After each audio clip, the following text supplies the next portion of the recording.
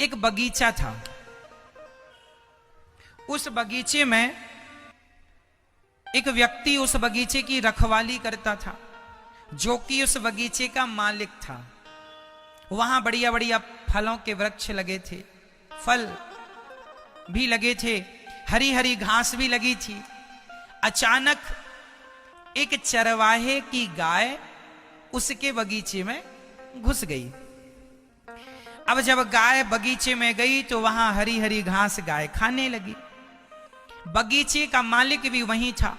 उसकी नजर पड़ी कि गाय बगीचे में घुस आई बाड़ी तोड़कर, तो उस बगीचे के मालिक ने गाय के पीछे इतने जोर का डंडा मारा उसके रीढ़ की हड्डी पर कि वो गाय डंडा पड़ते ही मर गई।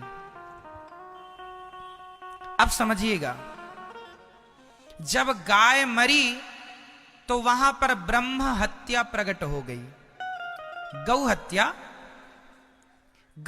प्रकट हो गई। तो गौ हत्या को देखकर वह बगीचे का मालिक बोला, तुम कौन हो? उसने कहा, मैं गौ हत्या हूं, तुमने गाय को मारा, अब मैं तुम्हें आऊंगी तुम्हारे ऊपर। तुमने पाप कर दिया, गाय को मार डाला तुमने। तो वो बगीचे का मालिक बड़ा चतुर था। उसने कहा कि गाय को हमने थोड़ी मारा है। तो गौ हत्या ने कहा, मारा किसने? बोला, मारा है इन हाथों ने। यदि हाथ ना उठते कैसे मरती गाय? तो जिम्मेदार ये हाथ हैं। तो हाथों के देवता कौन? इंद्र। हाथों के देवता शरीर के हर अंग के देवता होते हैं, तो हाथों के देवता कौन?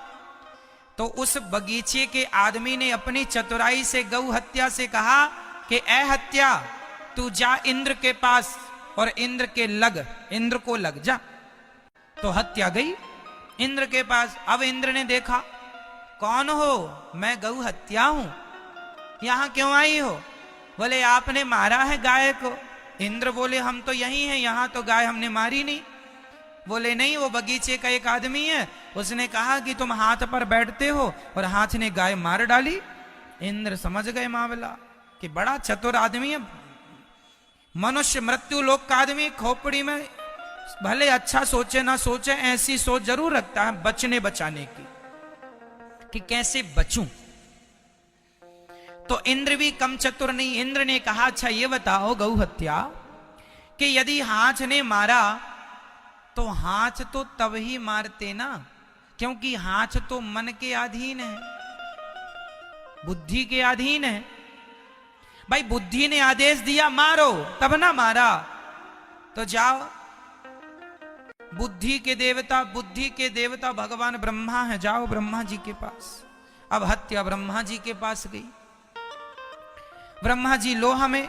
ब्रह्मा जी बोले, कहां से आई हो? बोले, मृत्यु लोक से, इंद्र के पास, इंद्र के पास से आपके पास। पूरा मामला ब्रह्मा जी ने समझा। ब्रह्मा जी बोले, एक काम करो, अरे बुद्धि भी क्या करती, हाथ भी क्या करते, यदि पांव ना चल के जाते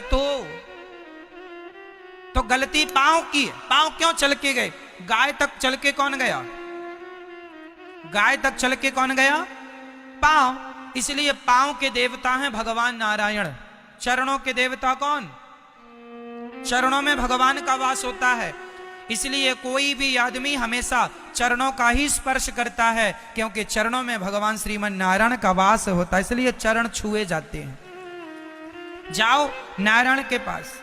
अब गौ हत्या गई। भगवान नारायण लेटे थे क्षीर सागर में, माता भगवती लक्ष्मी जी चरण दबा रही थी। आ गई हत्या। भगवान बोले, कहो कौन हो? हम गौ हत्या है। तो यहां क्या कर रही हो? बोले, मृत्यु लोक से इंद्र के पास, फिर ब्रह्मा जी के पास, अब आज आपके पास आई है। भगवान बोले, किसने भेजा है? बोले, मृत्यु लोक का एक आदमी फलाना बगीचा है, वहां पर रहता है। भगवान बोले, जरा 2 दिन रुक जाओ, मैं कंफर्म करता हूं। अब आप बताइए, उस गौ हत्या का मूल अधिकारी कौन है? वो व्यक्ति, बगीचे का मालिक, या इंद्र, या ब्रह्मा, या भगवान नारायण? बताइए कौन? भगवान बोले, चलो मैं निर्णय लेता हूं। तो भगवान ने एक चरवाहे का रूप बनाया, भगवान ने चरवाहे का रूप बनाया और भगवान ने गाय ली और फिर भगवान गाय चराने चले गए उसी के बगीचे के बगल में। और फिर भगवान की कृपा से वो गाय बगीचे में घुस गई और वो बगीचे का मालिक फिर आया।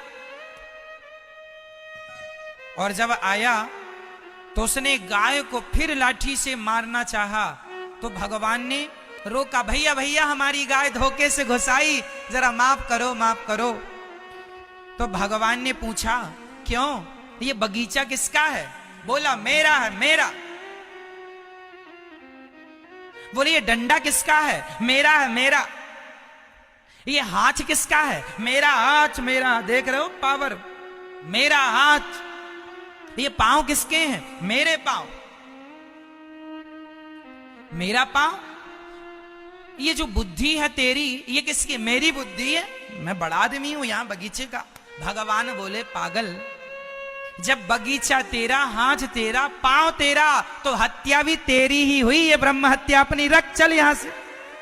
ये जो ब्रह्म हत्या तूने की है, तो वो गौ हत्या जो तूने की है, उस गौ हत्या का अधिकारी, उस पाप का अधिकारी भी तू, चल पाप भोग। होशियार बन रहा है।